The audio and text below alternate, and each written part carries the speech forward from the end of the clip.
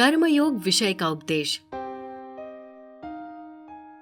एषा ते विहिता सांख्ये बुद्धिर्योगे त्विमां शृणु बद्ध्या युक्तो यया पार्थ कर्म बंधम प्रहास्यसि।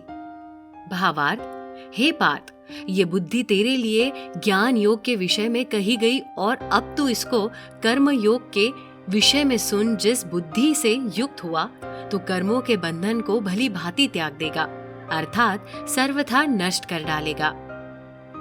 यने हाभिक्रम नाशोस्ति प्रत्यवातो न विद्यते स्वल्पमप्यस्य धर्मस्य त्रायते महतो भयात्। भावार्थ, इस कर्म योग में आरंभ का अर्थात बीज का नाश नहीं है और उल्टा फल रूप दोष भी नहीं है, बल्कि इस कर्म योग रूप धर्म का थोड़ा सा भी साधन जन्म मृत्यु रूप महान भय से रक्षा कर लेता है। व्यवसायात्मिका बुद्धिरेकेह कुरु नंदन बहुशाखा ह्यनन्ताश्च बुद्धयो व्यवसायी नाम। भावार्थ, हे अर्जुन, इस कर्म योग में निश्चयात्मिक का बुद्धि एक ही होती है, किंतु अस्थिर विचार वाले विवेकहीन सकाम मनुष्यों की बुद्धियां निश्चय ही बहुत भेदों वाली और अनंत होती है।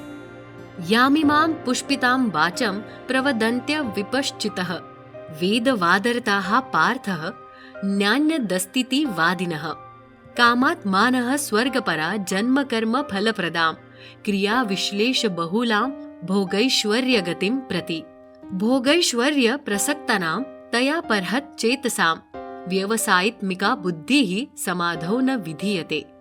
भावार्थ, हे अर्जुन, जो भोगों में तन्मय हो रहे हैं, जो कर्मफल के प्रशंसक वेद वाक्यों में ही प्रीति रखते हैं, जिनकी बुद्धि में स्वर्ग ही परम प्राप्य वस्तु है और जो स्वर्ग से बढ़कर दूसरी कोई वस्तु ही नहीं है, ऐसा कहने वाले हैं, वे अविवेकी जन इस प्रकार के जिस पुष्पित अर्थात दिखाऊ शोभायुक्त वाणी को कहा करते हैं, जो कि जन्मरूप कर्मफल देने वाली एवं भोग तथा ऐश्वर्य की प्राप्ति के लिए नाना प्रकार की बहुत सी क्रियाओं का वर्णन करने वाली है, उस वाणी द्वारा जिनका चित्त हर लिया गया है, जो भोग और ऐश्वर्य में अत्यंत आसक्त है, उन पुरुषों की परमात्मा में निश्चयात्मिका बुद्धि नहीं होती। त्रैगुण्य विषया वेदा निस्त्रैगुण्यो भवार्जुन निर्द्वंद्वो नित्य सत्वस्थो निर्योग क्षेम आत्मवान। भावार्थ, हे अर्जुन, वेद उपरयुक्त प्रकार से तीनों गुणों के कार्य रूप समस्त भोगों एवं उनके साधनों का प्रतिपादन करने वाले हैं। इसलिए तो उन भोगों एवं उनके साधनों में आसक्तिहीन, हर शोकादि द्वंद्वों से रहित, नित्य वस्तु परमात्मा में स्थित योग क्षेम को न चाहने वाला और स्वाधीन अंतकरण वाला हो। यावान अर्थ उदपाने सर्वतः संप्लुतोदके तावान सर्वेषु वेदेषु ब्राह्मणस्य विजानतः। भावार्थ, सब ओर से परिपूर्ण जलाशय के प्राप्त हो जाने पर छोटे जलाशय में मनुष्य का जीतना प्रयोजन रहता है।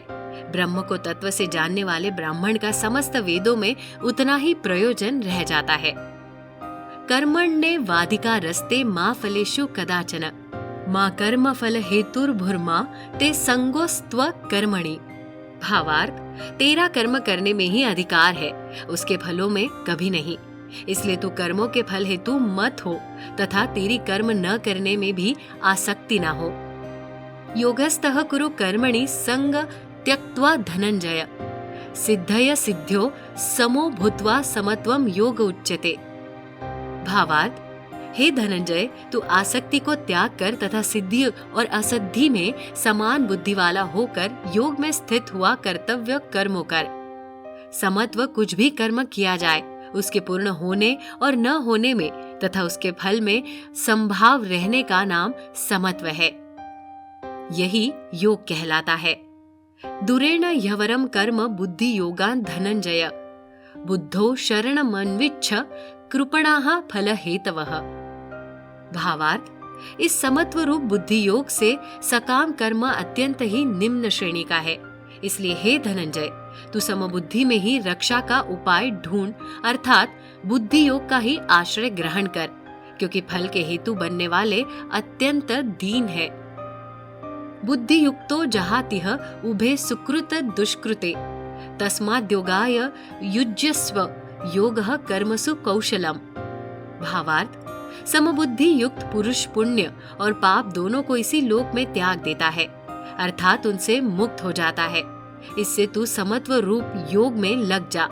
ये समत्व रूप योग ही कर्मों में कुशलता है, अर्थात कर्मबंध से छूटने का उपाय है। कर्मजम बुद्धि युक्ता ही फलम त्यक्त्वा मनीषिणः जन्मबंध विनिर्मुक्ताः पदम गच्छन्त्य नामयम्। भावार्थ, क्योंकि समबुद्धि से युक्त ज्ञानी जन कर्मों से उत्पन्न होने वाले फल को त्याग कर जन्म रूप बंधन से मुक्त हो निर्विकार परम पद को प्राप्त हो जाते हैं। यदा ते मोह कलीलम बुद्धिर्व्यतितरिष्यति तदा गन्तसि निर्वेदम श्रोतव्यस्य श्रुतस्य च। भावार्थ, जिस काल में तेरी बुद्धि मोहरूपी दलदल को भली भांति पार कर जाएगी, उस समय तू सुने हुए और सुनने में आने वाले इस लोक और परलोक संबंधी सभी भोगों से वैराग्य को प्राप्त हो जाएगा। श्रुति विप्रति पन्ना ते यदा स्थास्यति निश्चला समाधावचला बुद्धिस्तता योगमवाप्यसि। भावार्थ, भांति भांति के वचनों को सुनने से विचलित हुई तेरी बुद्धि जब परमात्मा में अचल और स्थिर ठहर जाएगी, तब तू योग को प्राप्त हो जाएगा, अर्थात तेरा परमात्मा से नित्य संयोग हो जाएगा।